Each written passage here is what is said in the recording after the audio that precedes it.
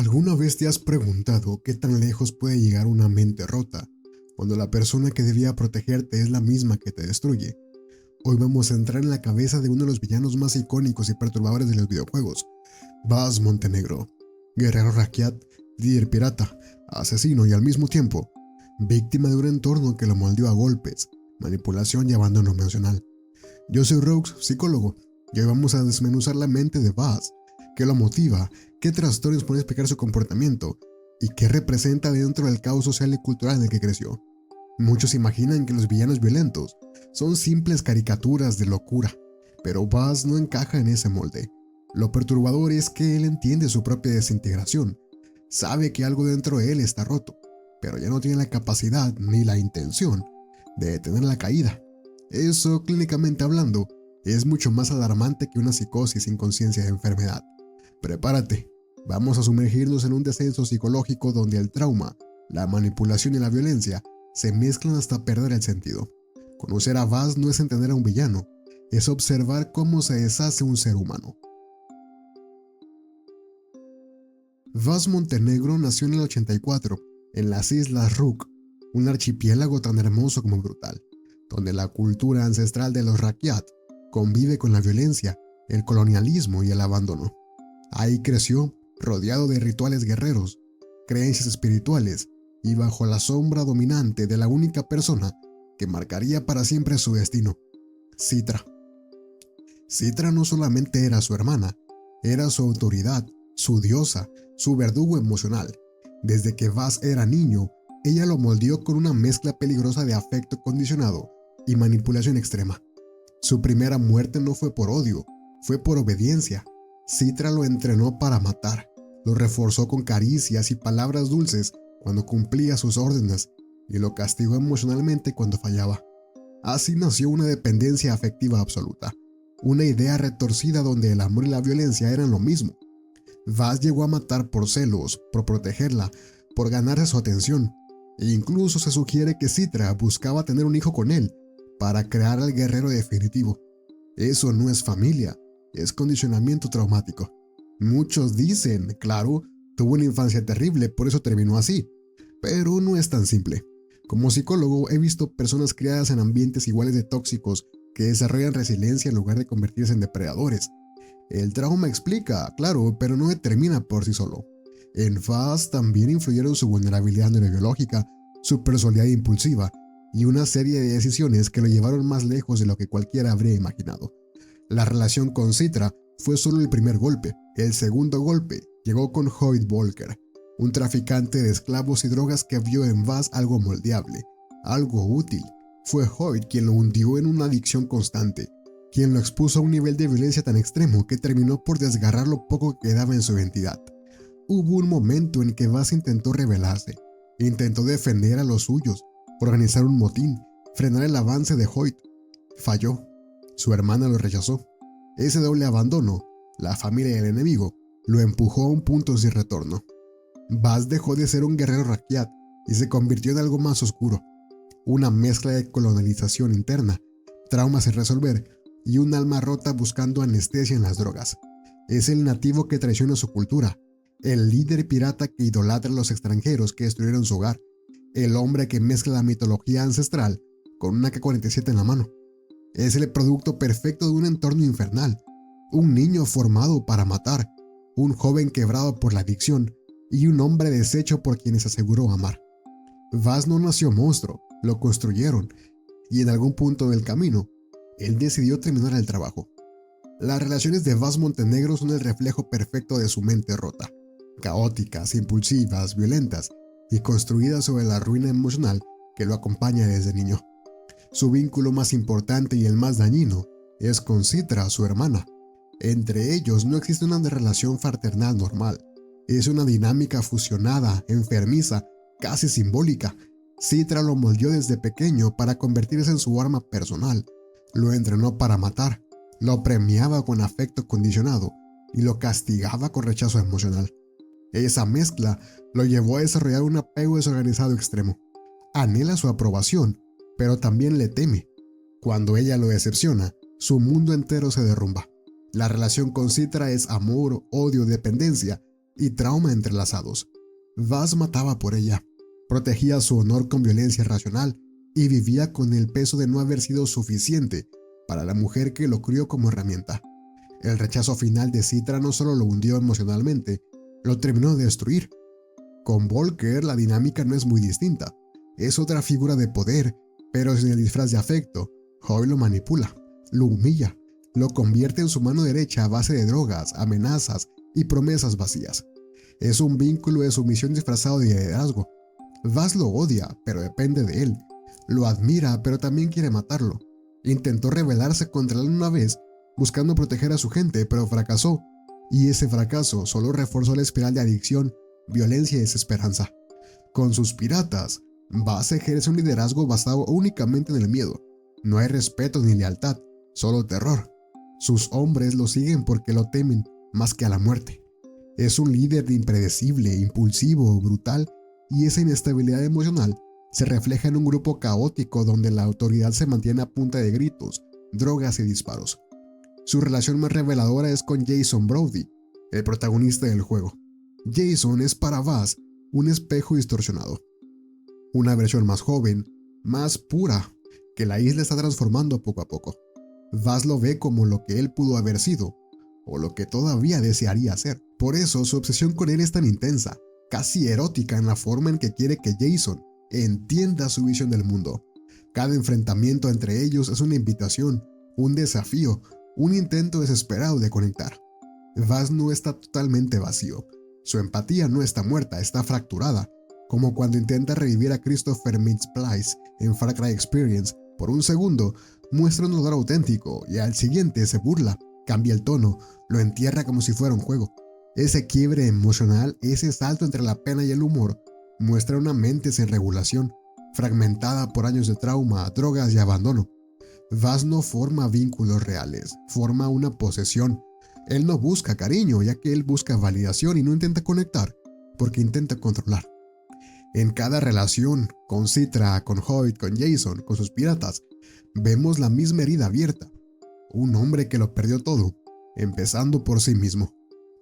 Analizar la mente de Vaz Montenegro es entrar en un terreno donde el trauma, la biología y la violencia se mezclan hasta volverse indistinguibles. No estamos frente a un loco caricaturesco, estamos frente a un sujeto con un perfil clínico complejo, corrosivo y profundamente humano en su descomposición. Si nos ponemos la bata blanca, lo primero que salta a la vista es el trastorno de personalidad antisocial. Vaz cumple casi todos los criterios: impulsividad extrema, agresión constante, violación de normas sociales, manipulación, irresponsabilidad y una capacidad perturbadora para disfrutar la violencia. El matiz interesante aquí es que su falta de empatía no es total. En Far Cry Experience, después de torturar a Christopher, intenta revivirlo. Es un momento de duelo genuino que cambia en un segundo a burla y desconexión. No es una ausencia de empatía, es una empatía rota. A esto se suman rasgos límite, miedo al abandono, cambios emocionales y violentos, relaciones intensas e inestables, impulsos autodestructivos, vacío crónico e ira desbordada. Su dependencia enfermiza de Citra y el terror a perderla son prácticamente un manual viviente de trastorno límite de la personalidad. Su identidad está fragmentada entre ser un guerrero raquiat, un pirata colonial y un hombre que ya no sabe quién es sin alguien que lo controle. El trastorno por uso de sustancias, provocado y reforzado por Hoyt, actúa como gasolina en un cerebro ya alterado. Su adicción explica su tolerancia al dolor, sus alucinaciones y su incapacidad para regular emociones o estados mentales. Las drogas no crearon al monstruo, pero sí lo aceleraron. Hablamos de trauma. La evidencia de un posible trastorno de estrés postraumático complejo es contundente. La manipulación de Citra desde la infancia es exactamente el tipo de abuso crónico que fractura identidades internas: desregulación emocional severa, relaciones imposibles de sostener, percepción negativa de sí mismo, disociación periódica. Vaz no huye del dolor, lo niega, lo convierte en humor y lo transforma en violencia. Desde la perspectiva cognitivo-conductual, su mundo interno está gobernado por pensamientos distorsionados que funcionan como reglas de vida. La violencia es amor, si no controlo me destruyen, nunca seré suficiente para Citra, el dolor no existe. Son creencias que moldean cada decisión que toma y que refuerzan una identidad basada en el miedo, la ira y la necesidad compulsiva de ejercer poder. A nivel neuropsicológico, el cuadro es todavía más oscuro. El trauma crónico y las drogas Probablemente dañaron su corteza prefrontal afectando el juicio, manipulación, planificación y regulación de impulsos. Su amígdala está hiperactivada, atrapándolo en un estado de lucha permanente. La desregulación de serotonina, dopamina y otros neurotransmisores intensifica su agresión, su adicción y su búsqueda constante de sensaciones extremas. Es un cerebro moldeado para sobrevivir, pero incapaz de vivir. Cuando intentamos comparar a Vaas Montenegro con otros villanos icónicos, algo curioso sucede. Todos se le parecen, pero ninguno encaja del todo. En esa grieta, Vaas se vuelve único. Trevor Phillips, por ejemplo, es impulsivo, claro, pero nunca fue moldeado desde niño para matar, ni manipulado emocionalmente hasta perderse. El Joker, en casi cualquier adaptación, posee una ideología, un propósito caótico. Es un nihilista que rompe las reglas porque puede, no porque necesita aprobación. Pagan Min es elegante, narcisista, calculador. Su caos tiene coreografía. Joseph Seed es coherente dentro de su delirio religioso. Ramsay Bolton disfruta del dolor como entretenimiento puro. Vaas no es ninguno de ellos. Él es una contradicción viviente. Un hombre que arde pero no sabe por qué. Que mata pero no tiene dolor. Que necesita estructura desesperadamente, aunque toda estructura que lo rodea termina destruyéndolo. Si ponemos a Vaas frente al Joker, la diferencia es brutal. El Joker abraza el caos como filosofía. Vaas lo sufre como condición. El Joker no quiere pertenecer a nada, mientras que Vaas anhela pertenecer a alguien. El Joker no tiene pasado claro, pero Vaas está hecho de su pasado. De su cultura Rakyat, de su hermana Citra, de esa herida infantil que nunca cicatrizó. Con Hoyt Volker la comparación es casi clínica. Hoyt es psicopatía corporativa, violencia como inversión, pero Vaas es emoción cruda, impulsiva e intoxicada. Hoyt mata para controlar, mientras que Vaas mata para sentir o para dejar de sentir por un instante. Con Pagan Min, la diferencia está en la mente. Pagan es narcisismo funcional, Vaas es narcisismo fracturado. Pagan domina la escena mientras que Vaas se desmorona frente a ella. Joseph Seed, en cambio, representa un orden delirante pero estable. Vaas lo desprecia porque su dolor no tiene doctrina ni seguidores. Su sufrimiento no busca convertir a nadie. Si lo ponemos junto a Ramsay Bolton, el contraste es aún más oscuro. Ramsay disfruta infligir dolor porque le divierte. Vaas, según Michael Mando, no entiende el dolor de forma normal. Sus asesinatos son simbólicos, intentos torpes de matar una parte de sí mismo que lo tortura desde niño. Eso es lo que vuelve a Vaas tan perturbador. Su lucidez tan intermitente, ese instante en el que se detiene, mira dentro de sí y reconoce que está roto. La pregunta inevitable aquí es, ¿podría existir un Vaas Montenegro en la vida real? La respuesta, aunque incómoda, es que sí, pero no exactamente como en el videojuego. Existen líderes criminales impulsivos, figuras con trastornos antisociales mezclados con abuso extremo de sustancias, personas moldeadas por entornos familiares, o sectarios donde la manipulación emocional sustituye el afecto, y sujetos con un carisma destructivo capaz de arrastrar a otros hacia la violencia. Todos esos elementos existen por separado. Lo raro es encontrarlos todos en una sola persona. La combinación que forma a Vaas es inusual pero no imposible. Si observamos ciertos contextos, su perfil se vuelve aterradoramente plausible. Los paralelos más cercanos están en los niños soldados reclutados en zonas de guerra, manipulados por figuras que funcionan como padres distorsionados, adoctrinados para matar, drogados para reducir el miedo, convertidos en armas que nunca pidieron ser. Vemos ecos de Vaas en líderes de cárteles o piratas contemporáneos, hombres sin ley influidos por sustancias viviendo en un estado constante de delirio, poder y paranoia.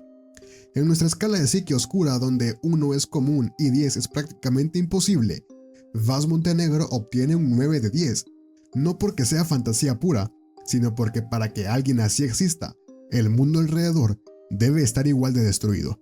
Lo que lo acerca ligeramente a la ficción es su teatralidad filosófica, esa lucidez intermitente que lo hace peligroso y fascinante, pero la raíz es real, tan real que resulta perturbadora.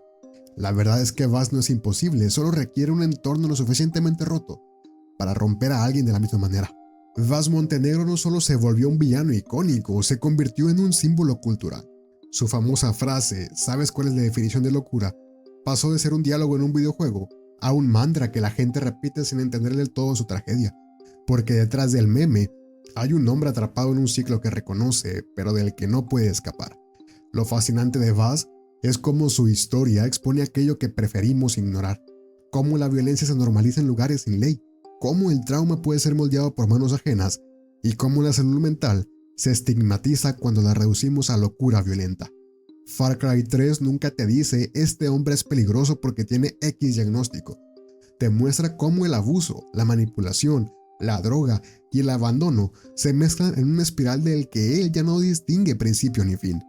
La narrativa juega contigo, te hace preguntarte si Vaz es realmente un monstruo o simplemente el resultado final de un sistema que lo quebró. Esa ambigüedad es la que lo vuelve inolvidable. La interpretación de Michael Mando le dio un nivel de autenticidad que pocos villanos han alcanzado. Su rostro, su energía, sus improvisaciones, todo hace que Vaz se sienta vivo. Esa vida es lo que más duele. Vaz no es un malo por diversión, es un hombre roto que convierte su sufrimiento en espectáculo. Mando incluso ha dicho que sus asesinatos son simbólicos, que Vaz no busca fingir dolor por placer, sino expresar el suyo. Cuando lo ves así, deja de ser un monstruo y se convierte en un espejo fracturado. Sus mensajes están ahí, escondidos entre gritos y risas. La violencia en Vaz no es esencia, es síntoma. Su relación con Citra muestra uno de los retratos más crudos del abuso emocional en videojuegos. Y su traición a los Rakyat, su propia gente, revela la tragedia del colonialismo interno, cuando el oprimido termina repitiendo las reglas del opresor. ¿Rompe o refuerza estereotipos sobre salud mental? Ambas. Porque Vaz tiene profundidad, conciencia, humanidad intermitente, pero también alimenta esa idea equivocada de que la enfermedad mental y la violencia van de la mano. La ironía es que en la vida real, quienes padecen trastornos suelen ser víctimas antes que agresores. La narrativa de Far Cry lleva esa ambigüedad al extremo. Su muerte, las alucinaciones, los momentos en los que la realidad se quiebra frente a tus ojos, todo es un reflejo de su disociación. El juego te obliga a dudar, igual que él duda de lo que siente, de lo que recuerda, de lo que es. Vaz cambió la industria porque demostró que un villano no necesita conquistar el mundo para ser aterrador. Basta con que quiera que lo escuches. Su monólogo sobre la locura es legendario no solo por cómo lo dice, sino porque también nos revela algo incómodo. Nosotros, los jugadores, repetimos las mismas acciones esperando un resultado diferente. La pregunta que deja flotando es la más perturbadora de todas. ¿Quién está realmente perdiendo la cordura? ¿El pirata que mata? ¿O el turista que empieza a disfrutar hacerlo? Personajes como Vaz siempre me dejan con un nudo en el estómago, no por su violencia, sino por lo que representa. Vaz es el recordatorio viviente de que la violencia casi siempre nace en un terreno donde el amor se convierte en arma, la identidad en prisión y el dolor en idioma. Como profesional de la salud mental, me impresiona lo complejo de su construcción. Por un lado, su historia muestra de manera brutal cómo el abuso emocional, la manipulación temprana y la adicción pueden fragmentar a una persona hasta hacerla irreconocible. Me inquieta cómo la ficción puede romantizar ese sufrimiento, porque sí, Vaz es carismático, memorable e incluso cool para algunos, pero en la vida real, perfiles como el suyo dejan cicatrices imposibles de olvidar, en ellos y en todos los que lo rodean. He conocido sobrevivientes de traumas similares al que lo marcó desde niño. Algunos lograron romper el ciclo, buscar ayuda y reconstruirse. Vaz tomó o fue empujado hacia el camino contrario. Entender esa diferencia es fundamental, no para justificarlo, sino para comprender dónde pudo haberse intervenido, dónde se perdió, dónde dejó de ser un niño buscando aprobación y se convirtió en un hombre que tortura sin sentir. Esa es la verdadera tragedia de Vaz, no lo que hizo, sino lo que pudo haber sido.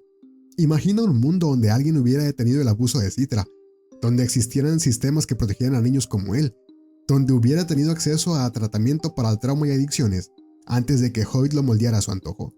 ¿Habría escapado? ¿Habría tenido de redención? ¿O su destino estaba sellado desde el primer momento en que confundió amor con violencia? No hay respuesta fácil.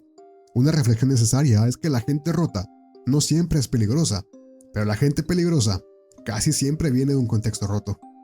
Ahora quiero saber qué piensas tú. ¿Vaz es un villano, una víctima o ambas cosas al mismo tiempo?